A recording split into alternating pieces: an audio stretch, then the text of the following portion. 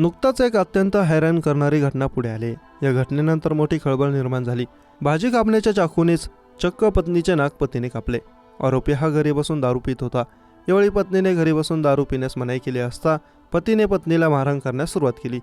पती तितक्यावर थांबला नाही तर त्याने पत्नीचे नाक कापून गळा दाबण्यास सुरुवात केली। कुटुंबातील इतर सदस्यांनी पत्नीला वाचवत रुग्णालयात दाखल केलं। सध्या पत्नीची स्थिती नाजूक असून उपचार सुरू आहेत। घटनेची माहिती मिळताच पोलिसांनी घटनास्थळी धाव घेतली।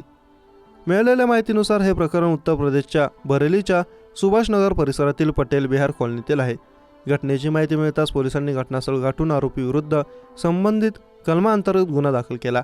आरोपी पतीचे नाव सुनील आहे तर पीडित पत्नीचे नाव सोनी असून दोघांचे लग्न 7 वर्षांपूर्वी झाले। लग्न झाल्यापासून सुनील हा दारूच्या नशेत घरी येत। दारूमुळे मोठे कर्ज देखील झाले। शनिवारी सायंकाळी नेहमीप्रमाणे आरोपी हा दारूच्या नशेत घरी आला आणि घरी येऊनही दारू पित होता। त्यावेळी पत्नीने त्याला रोखण्याचा प्रयत्न केला। त्यानंतर त्याने तिला मारहाण करण्यास सुरुवात केली आणि थेट तिचे नाक कापले। पीडित सोनी हिने पोलिसांना सांगितले की पतीने दारूच्या नशेत सर्व दागिने गहाण ठेवले। हेच नाही तर दारूसाठी तो घरातील भांडे देखील विकत आहे। लग्नानंतर तिला 3 लेकरं आहेत। आरोपीच्या व्यसनामुळे पोटभर खाण्यासही लेकरांना मिळत नसल्याने तिने सांगितले। आता पोलिसांकडून आरोपीचा शोध सुरू आहे। घटनास्थळावरून आरोपी फरार झालाय।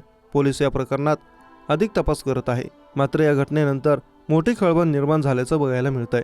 9 महिन्यांची लहान मुलगी सुनील आणि सोनी यांना आहे। आरोपीवर कडक कारवाई करण्यात आल्याचे पोलिसांकडून सांगण्यात येत आहे।